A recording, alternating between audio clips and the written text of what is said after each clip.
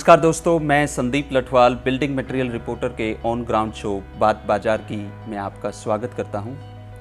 बात बाजार की में आज हमारे मेहमान हैं ओरेकल इम्पैक्ट से हर्षद शाह। हर्षद जी, स्वागत है आपका। Thank you. हर्षद जी, आपकी जो अब तक की बिल्डिंग मटेरियल कंस्ट्रक्शन इंडस्ट्री के अंदर जर्नी रही है, आप अपनी जर्नी के बारे में हमें बताएं। बिल्डिंग मटेरियल में तो ऐसा था कि साहब मैं 1995 के अंदर एक्चुअली मैं प्लास्टिक का बिजनेस करता था, नीलकमल चेयर्स का।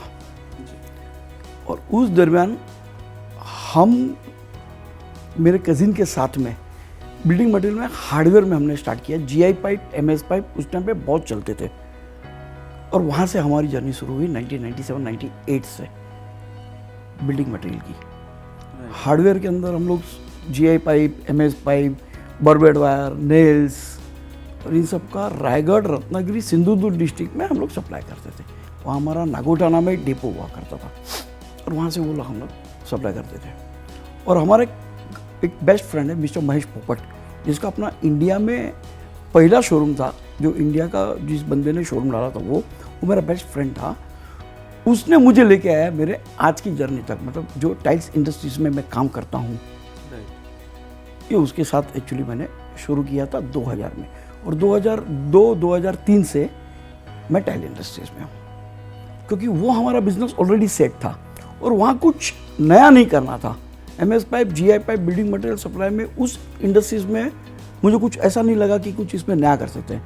जब टाइल इंडस्ट्री उस टाइम पे लॉन्चिंग वाला प्रोडक्ट थे सारे, मतलब जैसे मोज़ेक थे, मोज़ेक के बाद में 1 फुट बाय 1 फुट का टाइल आया, उसके बाद में 16-16 आया, फिर 2x2।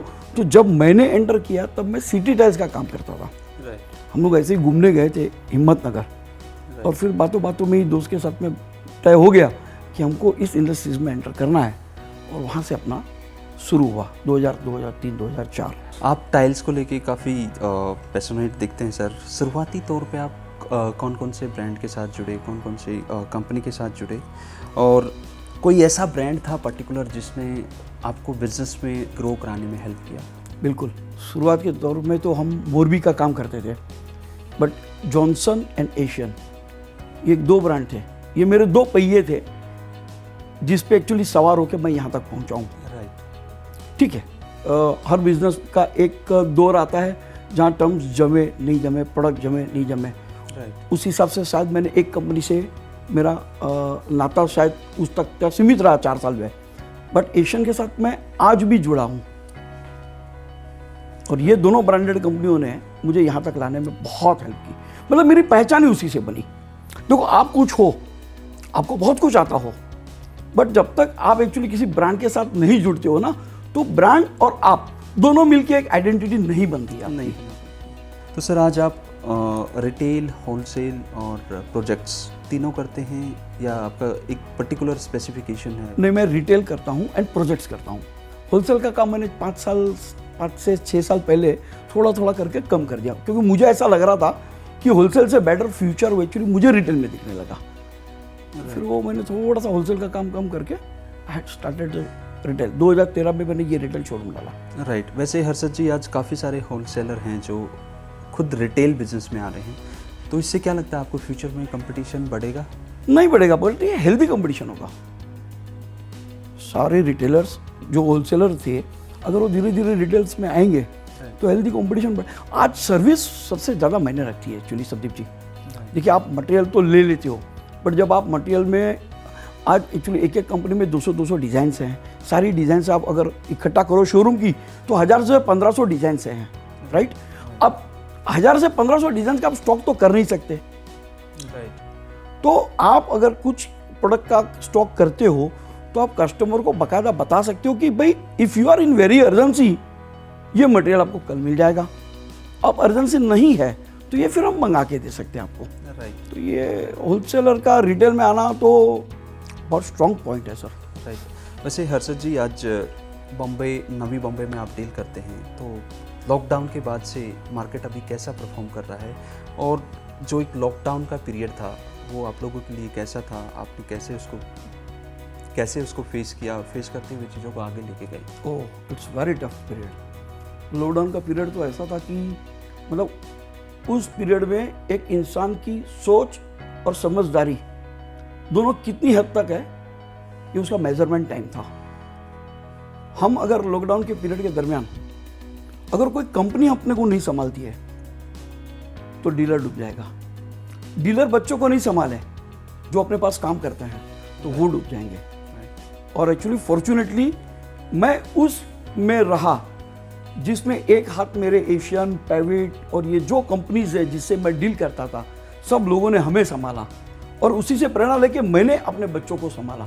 सो आज तो मैं आपको ये कहूँगा कि लॉकडाउन का वो पीरियड था जिसने बहुत कुछ सिखा दिया।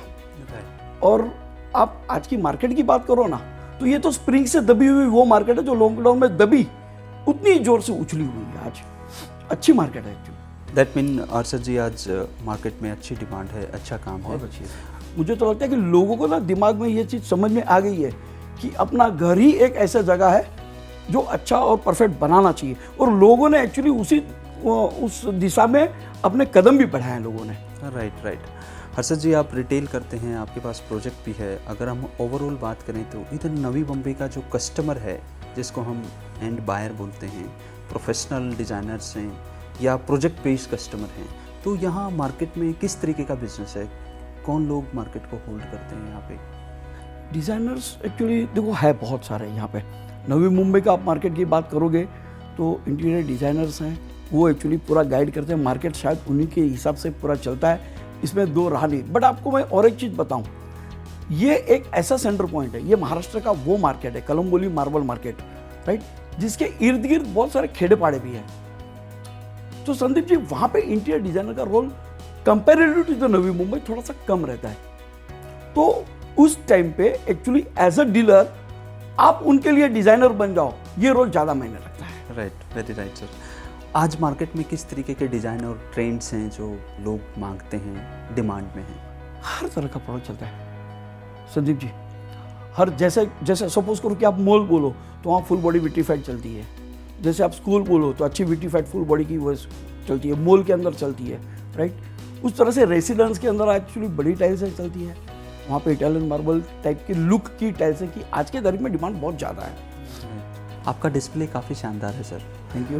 कितने टाइम में आप अपने डिस्प्ले को चेंज करते रहते हैं? और इसके साथ साथ अगर कोई रिटेल बिजनेस में काम करता है तो उसके लिए डिस्प्ले कितना इम्पोर्टेंट है? बहुत मायने रखता है, बहुत मायने। जैसे सेल्समैन अपने शोरूम में बहुत मायने रखते हैं, राइट, बट आपका अगर डिस्प्ले प्रॉपर है तो जो आदमी परचेस करने को आता है साहब, राइट, वो उसका घर पे उसको कुछ मालूम नहीं रहता कि व्हाट इज स्टाइल्स में वैरायटी कितनी, प्रकार कितने होते, कैसे, कुछ नहीं होता है। जब आप अच्छा प्रेजेंटेशन करते हो, आप पूरा डिस्प्ले करते हो, तब जाके उसकी सोच पैदा होती है कि अच्छा ऐसा भी टाइल्स है, ओके मुझे ये खरीदना, मुझे ये अच्छा लगा। तो ये सारा जो डिस्प्ले है वो हमारा सबसे बड़ा सेल्समैन है सर। राइट। जितना अपग्रेड आपका डिस्प्ले रहेगा उतना आसानी से आप उस प्रोडक्ट को बेच पाओगे। राइट। आपने सर अभी मेंशन किया इंटरव्यू के दौरान कि गांव खेड़ा से जो छोटे सिटी हैं वहाँ से काफ़ी सारा डिमांड है इधर के मार्केट में। अगर हम फ्यूचर की बात करते हैं, भविष्य की बात करते हैं, एज कंपेयर विद अर्बन और रूरल एरियाज़, तो फ्यूचर का सेल्स कहाँ से आएगा? और ग्रामीण लेवल पे आप ज़्यादा इधर से मीट करते हैं, ज़्यादा मार्केट को टारगेट करते हैं, डिमांड किस तरीके का है और फ्यूचर में कैसा रहने वाला है? दोनों तरीके का है। अर्बन से प्रोजेक्ट से आएगा, जो लंबी लंबी बिल्डिंगें बनती है, हाई स्टोरीज बिल्डिंग है, तो वहाँ से आएगा। और रूरल एरिया से जो लोग बंगलो बनाते हैं, जिनके पास एक्स्ट्रा जगह है, क्योंकि वहाँ जगह की कमी नहीं है, सब जगह सस्ती है, तो वो लोग एक्चुअली फुल्ली यूटिलाइजेशन कर सकते हैं। एक्चुअली बड़े बड़े घर बनाते हैं। यहाँ घर हमारा एक कदम से दूसरे कदम में जावे तो घर खत्म हो जाता है, मतलब 800, 1000, 1200, 1500 में खत्म हो जाता है। और वहाँ पे 5-5 हज़ार फुट, 6-6 हज़ार फुट के सब बंगलोज, फ्लैट्स सब बनते हैं। तो बट नेचर कंजम्पशन वहाँ पे ज़्यादा है, तो दोनों तरफ से आएगा मार्केट, तो दोनों तरफ से। आपको मार्केट में काफ़ी टाइम हो गया है सर, और आप डिफरेंट प्रोडक्ट और मटेरियल के साथ डील करते हैं। एंड कंज्यूमर आप तक आता है, आप एंड कंज्यूमर को अटेंड करते हैं। प्रोडक्ट की क्वालिटी और सर्विस को लेके अगर कभी कोई प्रॉब्लम आता है तो आप उसको कैसे एंटरटेन करते हैं? और सेम इशू को लेके अगर हम मैन्युफैक्चरिंग लेवल की बात करें तो आपका क्या सुझाव रहेगा कंपनीज के लिए कि वो अपने प्रोडक्ट की क्वालिटी और सर्विस पार्ट को लेके क्या चेंजेस लेके आ सकते हैं जिससे कि वो प्रोडक्ट को और बेहतर बना सकें, अपनी सर्विस को और बेहतर बना सकें? संदीप जी बहुत अच्छा सवाल किया। हमारा टाइल इंडस्ट्री जो है ना, वो प्रॉपर एक्चुअली सिर्फ और सिर्फ सर्विस पे टिका हुआ है। और मैं कहूँगा कि एक बाजू हमारी tile industry is equal to complaints. तो आपको अगर कंप्लेंट्स आती है, देखो बड़ी कंपनियां हैं, ब्रांडेड भी कंपनियां हैं या कोई भी कंपनी है, आज आपके पास कोई क्लाइंट आता है और उसको कल आपने माल सप्लाई किया है, अब उसका मैसेंस लगाता है, कोई प्रॉब्लम आती है टेक्निकली, और आप कंपनी से एक्सपेक्ट करो कि नहीं वो एक्चुअली तुरंत का तुरंत आए और आपको सोल्यूशन दे दे, तो ये पॉसिबल नहीं है। कंपनी अपने जगह पे बहुत सारे सवालों के जवाब एक्चुअली इन टाइम दे देती है, बट कुछ हद तक अपने को भी वो चीज़ें करनी पड़ेगी। हमको उस क्लाइंट का ध्यान में रखना पड़ेगा कि वहाँ पे मैसेंस है, अगर वो मैसेंस पूरा दिन समझो बैठते हैं, काम नहीं कर पाते हैं, तो उनका पैसा वेस्टेज जाता है। सो सबसे पहले आपको ये करना चाहिए कि उस क्लाइंट को सेटिस्फेक्शन कैसे मिले, वो आपको देख देना चाहिए। रहा बात आपका कंपनी के साथ, तो सर अगर आप सही हो तो कोई भी कंपनी आपको कंप्लेंट के अटेंड किए हुए लॉस को डिनाई नहीं करती है। ये मेरा पर्सनल एक्सपीरियंस रहा है। सर आपने काफ़ी कुछ बताया अभी सर्विस को लेके और मटेरियल्स को लेके। सर आज काफ़ी सारे कस्टमर हैं जो सोशल मीडिया से डिज़ाइन को देखते हैं, तो आपने काफ़ी अच्छे मॉकअप डिज़ाइन किए हुए हैं आपने सजेशंस के तौर पे। तो आपको क्या लगता है इंटरनेट का हमारी सेल्स में, प्रोडक्ट सिलेक्शन प्रोसेस में क्या रोल है, और फ्यूचर में ये ऑफलाइन और ऑनलाइन की अगर हम बात करते हैं तो फ्यूचर में क्या हमारे प्रोडक्ट पॉसिबल है ऑनलाइन बिकना शुरू हो जाएंगे? मेरा सर्वे तो कहता है बहुत मुश्किल है। देखो वो प्रोडक्ट ऑनलाइन पे आसानी से बिकेंगे जो प्रोडक्ट में वेरिएशन कम हो। फॉर एग्जांपल गेहूं है तो गेहूं 10 प्रकार के हो सकते हैं और उसकी रेंज होती है 30 से 40 की। सिरामिक इंडस्ट्री की 1 फुट व 1 फुट की टाइल 25 की भी आती है और 250 की भी। राइट। तो जब तक आप उसको फील नहीं कर पाओगे ना, अब उसको जज नहीं कर पाओगे एक्चुअली पिक्चर से कि ये इसका रेट 100 रुपये होना चाहिए या नहीं होना चाहिए। नंबर 1। नंबर 2, ये लॉन्ग लास्टिंग है। मतलब एक आदमी एक बार काम कराएगा ना तो 8 साल 10 साल तक वो काम नहीं कराएगा। एक शर्ट ऑनलाइन खरीदा जा सकता है, नहीं पसंद आया 2 बार पहना फेंक दिया, तो ये वो प्रोडक्ट तो है ही नहीं। तो ये हमारे एक्चुअली ऑनलाइन की चांसेस है नहीं, ऐसा नहीं, बट कौन से हैं? सपोज करो कि आपने कजरे का माल बेचा, एशियन का एक प्रोडक्ट बेचा और वही एक्चुअली मार्केट में आ गया, तो आपका स्वयंवर डेफिनेटली रचाया जाएगा। राइट। बट आपने अगर टेक्निकली वो सब चीजें मैनेज करी तो दूसरी इंडस्ट्रीज के मुकाबले हमारी बिल्डिंग मटेरियल में ये टाइल इंडस्ट्री ऑनलाइन के चांसेस बहुत कम है। आएंगे लेकिन इतने इफेक्टेड नहीं होंगे सर, इफेक्ट नहीं होंगे इतना। आपके बिजनेस को लेके आपके फ्यूचर के क्या प्लान है? मैंने अभी मेरा एक प्रोजेक्ट शोरूम लॉन्च किया है। उसमें सिर्फ मैं प्रोजेक्ट्स का ही मटेरियल मतलब रखता हूँ, सैंपल्स रखता हूँ, क्योंकि देखो एक कंपनी की ना सपोज 200 डिज़ाइंस है, अपन एशियन की बात करें, वोल्टेल में 200 डिज़ाइंस है, तो अब 200 के 200 मैं स्टॉक में तो रख नहीं सकता या मेरे यहाँ पे डिस्प्ले में रख नहीं सकता। तो जो मैं 25 डिज़ाइन स्टॉक में रखता हूँ उसका डिस्प्ले मैं यहाँ रखता हूँ, और बाकी की जो 100 आइटम है वो मैं वो शोरूम में रखता हूँ। उसके 2 पर्पज़ हैं। एक तो मेरे जिन कंपनियों के साथ काम कर रहा हूँ उसका पूरा डिस्प्ले लगे, और सेकेंडरी ऐसा कि आज के दौर में जैसे आपने बोला ना कोविड का, तो लोग डरते भी हैं और बिल्डर आते हैं, उनके साथ में उनके पार्टनर्स रहते हैं, आर्किटेक्ट रहते हैं, इंटीरियर रहते हैं, बहुत सारी टीम रहती है, 5-6 जन वो रहते हैं, 5 लोग हम रहते हैं, तो ये 10-12 जन फिर रिटेल काउंटर के अंदर थोड़ा अनकंफर्टेबल फील करते हैं। तो हमने उसके लिए एक शोरूम बनाया है और मैं चाहता हूँ कि उस तरह के शोरूम और बने जहाँ पे बिल्डर आराम से जाके बैठ के अपना सिलेक्शंस कर सके। सर इस तरीके के डिस्प्ले सेंटर के अंदर एक well trained, well skill representative का होना कितना इम्पोर्टेंट है? स्किल तो चाहिए ही सर, लेकिन मैं ये मानूंगा कि वो स्किल एक्चुअली जो सेल्स में होती है ना, वो सिर्फ मार्केटिंग करने में नहीं होनी चाहिए, बेचने में नहीं होनी चाहिए। मैं चाहता हूँ कि वो स्किल होनी चाहिए comfort with quality, comfort with confidence. मतलब आपके पास जब एक क्लाइंट आता है, देखो यहाँ से आएगा इस साइड से, बॉम्बे साइड से, तो इंटीरियर डिजाइनर को लेके आएगा। पर जब खेड़े पाड़े से आते हैं, जहाँ से मैं बिलोंग, जहाँ से मैं एक्चुअली बड़ा बनाऊँ, सिंधुदुर्ग डिस्ट्रिक्ट, आपको मैं बताऊँ कोकन एरिया, तो हम लोग बोलते हैं कोकन की मार्केट भली बड़ी, मतलब उधर के जो आदमी लोग हैं बहुत भले भोले होते हैं, उनके पास पैसा होता है बट आइडियाज़ नहीं होती। इसलिए आपने देखा होगा मेरे पास शायद 25 से 30 मोकअप्स बने हुए हैं। तो मैं ये चाहूँगा कि मेरे जो बंदे हैं वो उनको एक कंफर्ट जोन में लेके जाए और कॉन्फिडेंस दिलाए। ये 2 चीज़ हो गई ना साहब, तो सेल्स ऑटोमेटिकली बन जाएगा। आपका जो ये मार्केट है नवी बम्बई का, अगर हम इसका इम्पैक्ट एरिया की बात करते हैं तो यहाँ से कितना मार्केट टैकल होता है? संदीप जी वैसे देखा जाए तो ये मार्केट महाराष्ट्र का सबसे बड़ा मार्केट है टाइल्स के लिए।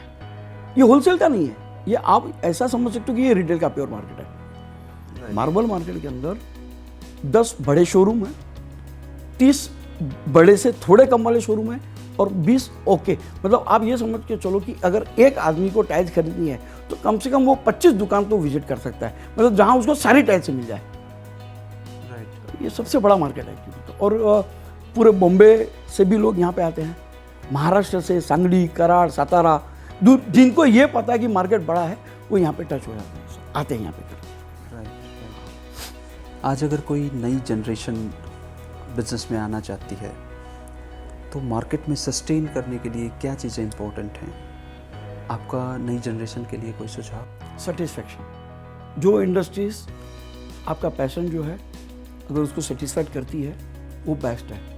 मैं किसी को मुकेश अंबानी नहीं बना सकता, लेकिन जिसको सेटिस्फैक्शन चाहिए, अगर ये उसका पैशन है, अगर वो कुछ करना चाहता है, तो हमारी बिल्डिंग मटेरियल में टाइल इंडस्ट्री सबसे अच्छी है, गुड मार्जिन वाली है, कुछ नया करने का उसमें बहुत बड़ा स्कोप है और एक अच्छा हेल्दी बिजनेस है। Thank you so much for your time sir. Thank you sir, thank you very much sir, Sandeep ji, thank you very much.